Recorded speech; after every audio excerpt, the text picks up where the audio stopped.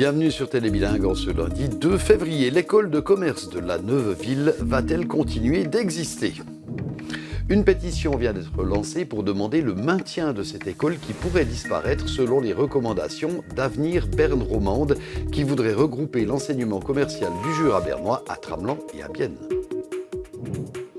À l'occasion de la journée mondiale des zones humides, Télébilingue vous emmène dans le Grand Marais zélandais, une zone humide sensible que l'organisation BirdLife cherche à préserver. Et avec notre invité Hakim Gontier, directeur du service roman d'INO, nous allons nous interroger sur l'évolution de la pédocriminalité. Gagne-t-elle du terrain en Suisse et comment mieux la prévenir ? L'école supérieure de commerce de La Neuveville doit continuer d'exister. C'est ce que demande une pétition qui vient d'être lancée et qui s'oppose à une étude d'Avenir Berne Romande qui estime qu'il faudrait regrouper l'ensemble de l'enseignement des branches commerciales au CEF de Tramelan et à Bienne.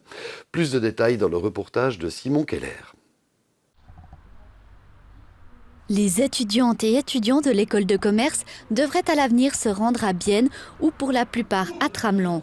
Bienne reprendrait également le cursus pour l'obtention d'une maturité professionnelle, une voie qui est actuellement possible à Tramelan. Selon Anne-Caroline Grabert, membre du comité qui a déposé la pétition en faveur d'un maintien de l'école de commerce de la Neuveville, la suppression de cette dernière créerait un déséquilibre entre Bienne et le Jura bernois. Bienne qui accueille aussi, il faut le rappeler, des centaines d'étudiants qui viennent tous les jours du Jura bernois pour fréquenter les cours des écoles de Bienne. Donc encore une fois, si on veut maintenir les équilibres internes au Jura bernois et entre le Jura bernois et Bienne, il faut absolument ne pas fermer cette école et puis maintenir cette formation maturité professionnelle économique à la Neuveville, mais également à Tramelan. À cela s'ajoute le fait que Bienne récupère déjà 2 écoles de Moutier en raison du changement de canton de la ville.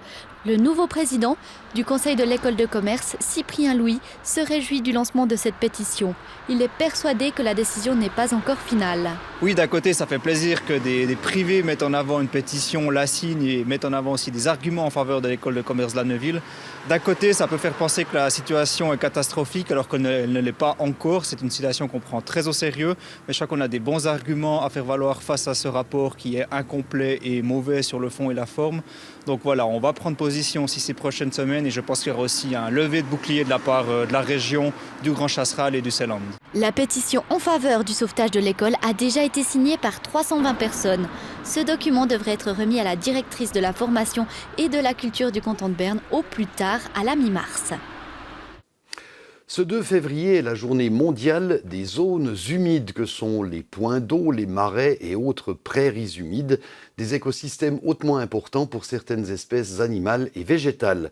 En Suisse, ces milieux naturels sont particulièrement menacés. Dans notre région, l'organisation BirdLife a mis en place des mesures concrètes pour préserver le Grand Marais qui s'étend entre la pointe ouest du lac de Bienne et le lac de Morat. Quelles sont ces mesures ? Louis Beugli nous emmène au cœur du Grand Marais en compagnie du nouveau directeur de BirdLife.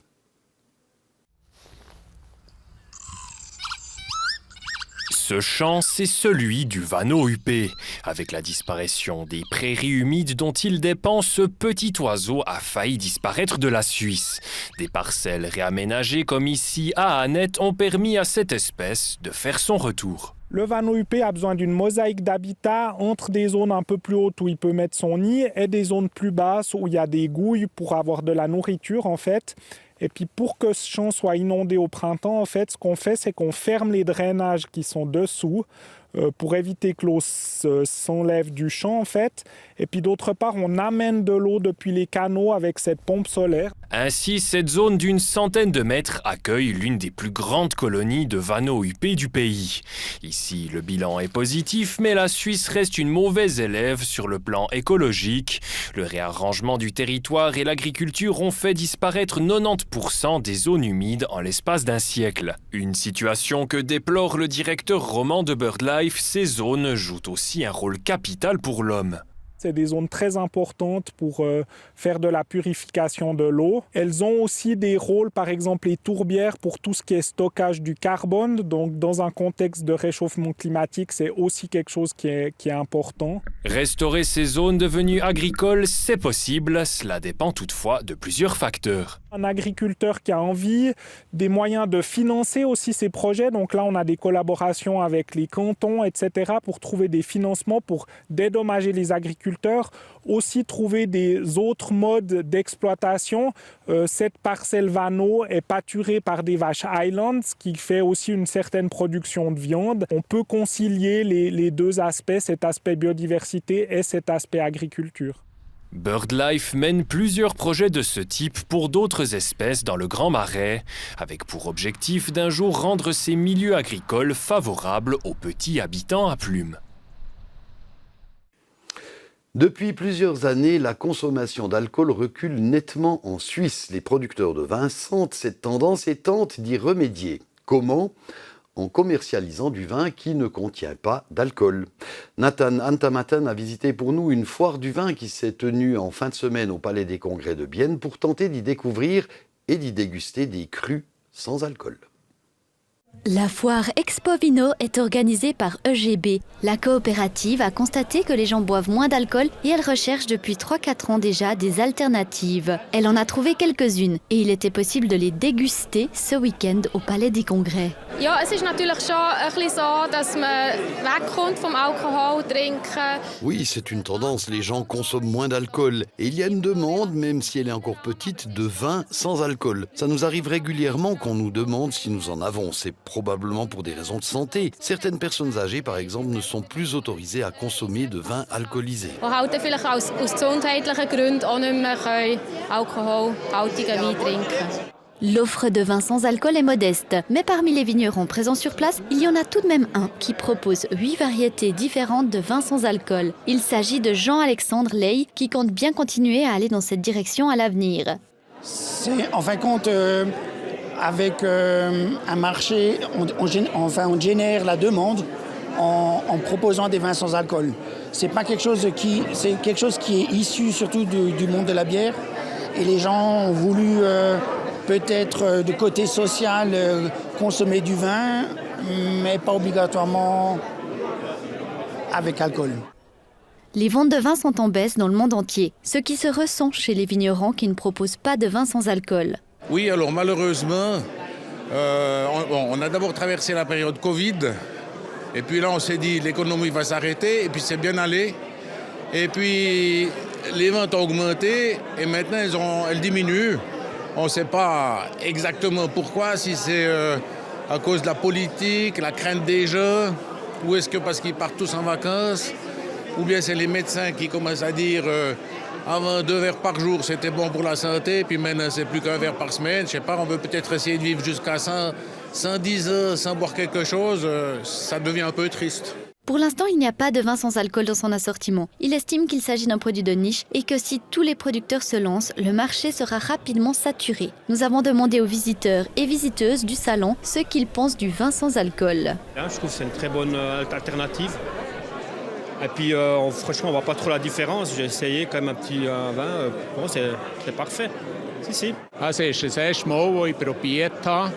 C'est la première fois que j'en déguste, mais ce n'est pas convaincant. Ça fait plusieurs années que je commande des vins dans cette coopérative. J'ai essayé plusieurs fois du vin sans alcool, mais ce n'est pas à mon goût.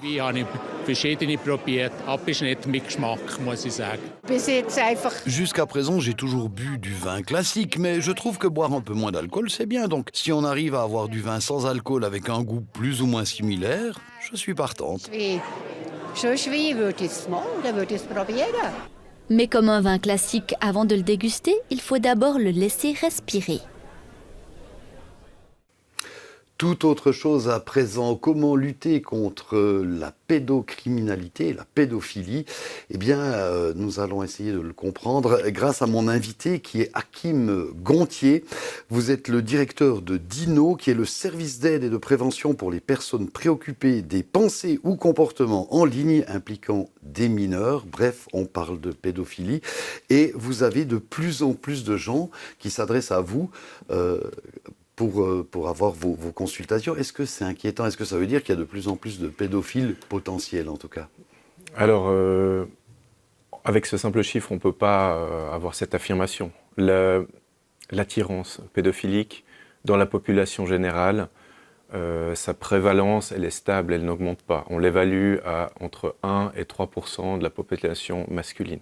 Ça, c'est les chiffres épidémiologiques, et puis c'est des estimations qui sont faites à l'international. D'accord, parce que des fois on a l'impression qu'il y a de plus en plus de pédophiles, c'est peut-être parce qu'on est plus sensible au sujet, on en parle plus, mais dans les chiffres, ça reste stable. Voilà, cette question de l'attirance pédophilique, elle reste stable.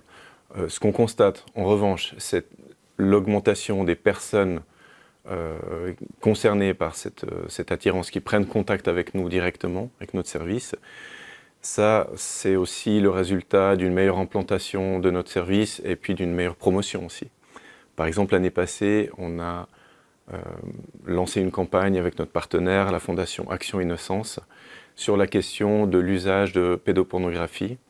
C'est une campagne qui s'adressait à la fois au grand public pour sensibiliser à cette question, informer, mais elle visait aussi, cette campagne, à ce que finalement rejoindre notre groupe cible pour que les personnes aux prises avec ce type de consommation se tournent vers nous et nous appellent directement. D'accord.